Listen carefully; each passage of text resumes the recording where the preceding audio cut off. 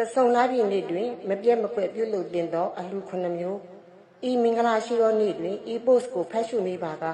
တင်သည်ဤအကျိုးရှိသောကောင်းမှုများကိုပြုလုပ်ကာမိမိရဲ့ဘဝအတွက်တန်ဖိုးရှိသောအကျိုးကျေးဇူးများကိုရရှိနိုင်ပါသည်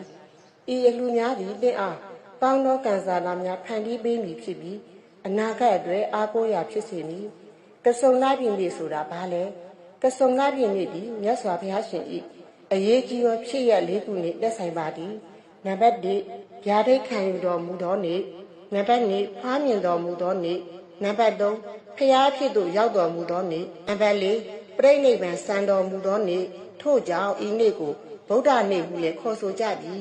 ဤနေ့တွင်ပြုလုပ်သောကောင်းမှုများသည်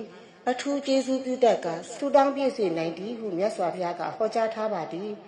ထို့အပြင်ဝိတာကနက္ခတ်တင်းနေခြင်းဖြစ်သောကြောင့်လောကီလောကုတ္တရာအကျိုးများစွာရရှိနိုင်သည့်အချိန်ကောင်းလေးဖြစ်ပါသည်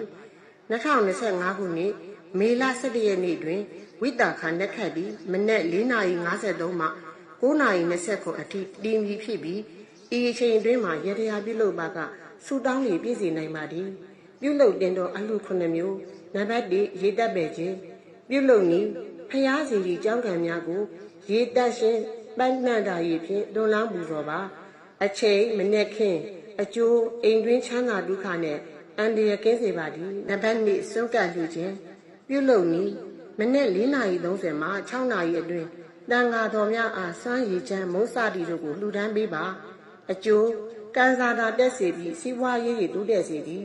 နံပါတ်3တုတ်ကာထာရွတ်ဖတ်ခြင်းပြုလုပ်နည်းမနေ့6:00မှ8:30အတွင်းပရိတ်ကြီးမဟာတမယတုတ်ကိုရွတ်ဖတ်ကတိလခံယူပါအကျိုးစိတ်တည်ငြိမ်စေပြီးနတ်ကောင်းနတ်မြတ်များ၏စောင့်ရှောက်မှုကိုရရှိစေသည်နံပါတ်4မိဘများအားလှုပ်ကြွေးခြင်းပြုလုပ်နည်းမိဘများအားချစ်စွာဖြင့်စားဖွယ်တောက်ဖွယ်များကျွေးမွေးပါအကျိုးယခုဘဝတွင်ပင်ချမ်းသာဒုက္ခကိုရရှိစေပါသည်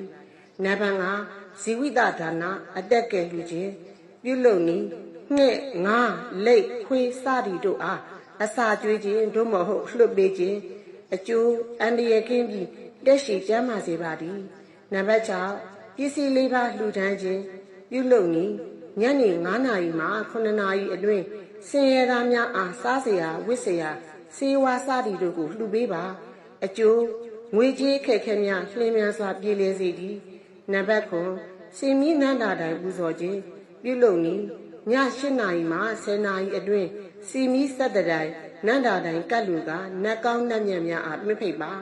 အကျိုးဆုတောင်းပြည့်စေပြီးလိုရာခရီးကိုအောင်မြင်စေသည်မွန်မြတ်သောကဆုံလာပြည်နေ့တွင်ဤကောင်းမှုများကိုပြုလုပ်